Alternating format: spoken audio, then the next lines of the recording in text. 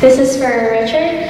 I was just wondering what it was like for you being in the new one and being cast in the original one, you know, because they're two very different as far as cast members. If you critiqued at all the new one versus the original because you're part of the cast. Right. Well, you know, it was really hard because, number one, I had invested more time, energy, and money into trying to inspire the revival and obviously a continuation. I had no idea what would be done in terms of a reimagining at that time, and I'm sure all of you have been through the horrors of watching your favorite show brought back and destroyed, right? Have you not? Very rarely do they bring something back and really do something extraordinary. So, you know, it's very hard not to be biased and prejudiced, and so watching the first 4-hour miniseries, it was so different from the original that I couldn't look at it and really see it objectively. So I wasn't sure how I felt about it until it got into the episode. When it got into space and all of a sudden the whole apocalyptic thing happened and now they were heading out there in the Cylons and chasing them, all of a sudden it became BattleStar for me. And I fell in love with the show. And I fell in love with the characters, the writing, everything. So a lot of people kept saying, you know, you were so much for the original, and then they, you know, fighting against doing a reimagining. And I said, well, I was never fighting against any other version of it. I was fighting for a continuation.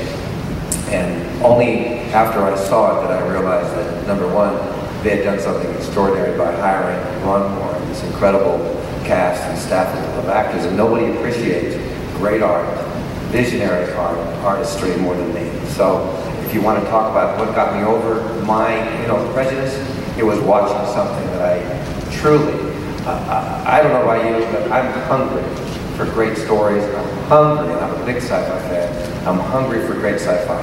Very rarely do we get it.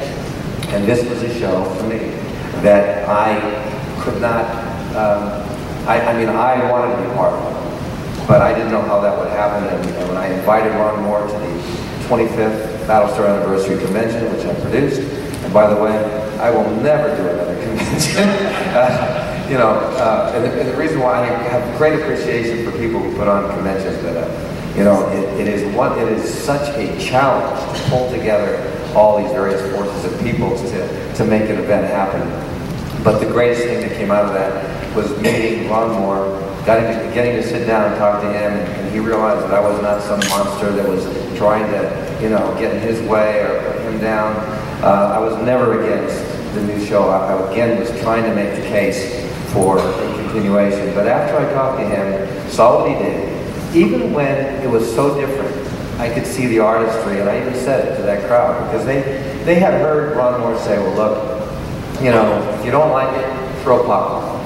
So here I am having Ron Moore get up in front of the room, and I see bags of popcorn being brought into the back of the big room, thinking, oh my God, they're going to pelt Ron Moore popcorn, you know. And when they played the trailers for the new show, you have never heard such a silence. I mean, it was painful. The room was icy. That's how much resentment was in the room. And you know, you have to understand, all of you are fans of shows, and all of you have been disappointed, I'm sure, through the history of having your favorite show taken off the air, or having it brought back and decimated. So, you know, you can understand their feeling, and they didn't know what was going to happen. But, you know, after he played the episode, and I really felt for him, because it took a lot of courage to get up in front of a hostile room and really, you know, tell his story and put it out. And anyway, we found a connection, and then he emailed me and said, you know, if we do something with this, if it gets picked up. And by the way, it was not going to be picked up after the 4-hour miniseries. ABC, I mean, the Sci-Fi Channel was not picking it up. It was picked up by Sky Channel in Europe, and they put the money in. And basically, what happened was that they played it over there first, which was not usually the case. And all these downloads, thousands and thousands of downloads, and it started this viral, you know, kind of marketing thing that got everybody here kind of aware of this new Battlestar.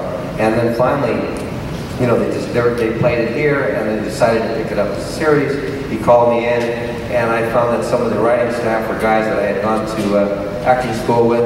One of them dated the mother of my child, that little Anyway, but we all hit it off. It was a great moment, and I had a great conversation with Ron, and he said that, look, it is a political revolutionary a la Nelson Mandela.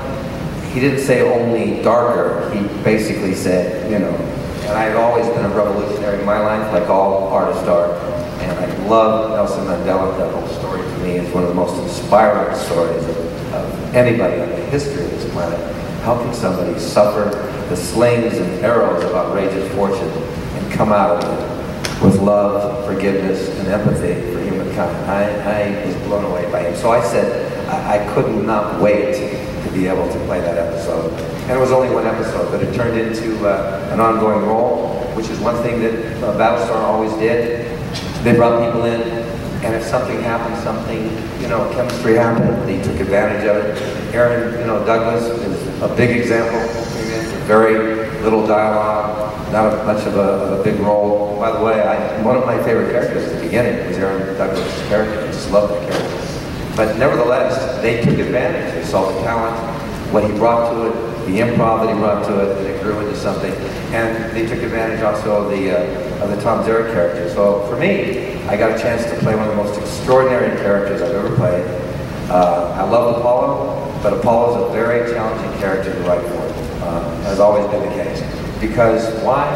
Just like you girls know, you always like the bad boy, right? Is that true? Huh? Yes?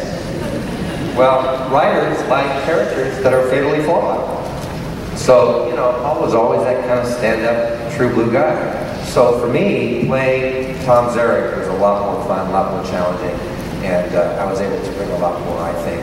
It brought out the best of me. So, you know, I was very sad to get blown out the airlock. Thank you very much, Mr. Adam over there. And real quick, I'd do it again in a second. But I will wrap this up and say, the first day on the set when I came in to read with the cast, you know, the very first day, and I'm sitting there, you know, I'm kind of uncomfortable because, you know, I'm kind of the original cast sitting in this room, and obviously I had written many articles about why is Universal doing this, blah, blah, blah, blah, and all this hate mail was coming in, although I was not, again, didn't know the new show, was not fighting against that, but here I am sitting in there feeling, oh my God, they hate me, you know, it's okay, I'm going to be all right. And he's sitting over there having lunch, and he's just staring at me with that Commander Adamas, you know, stare, you know, and I'm cringing inside, thinking, oh God, he hates my guts, you know. And anyway, after the reading, everybody came over, everybody was very nice. But the funny part is, it kind of ended the same way with that Adamas stare, with the guy with the rifle blowing me out the airlock, you know, and Adamas sitting there. Not bad. We're normally watching the firing squad do it, but right on the firing line, take that little fracker out. Nobody fracks with Commander Adamas, you know. Anyway, it was a great button hook for the show for me, but I loved this show. The transition became easy because of the great artistry of this show. The music, the acting, the writing. This is something like Edward said, and I said, if you've been around long enough, this doesn't happen very often. This was a very rare and amazing show.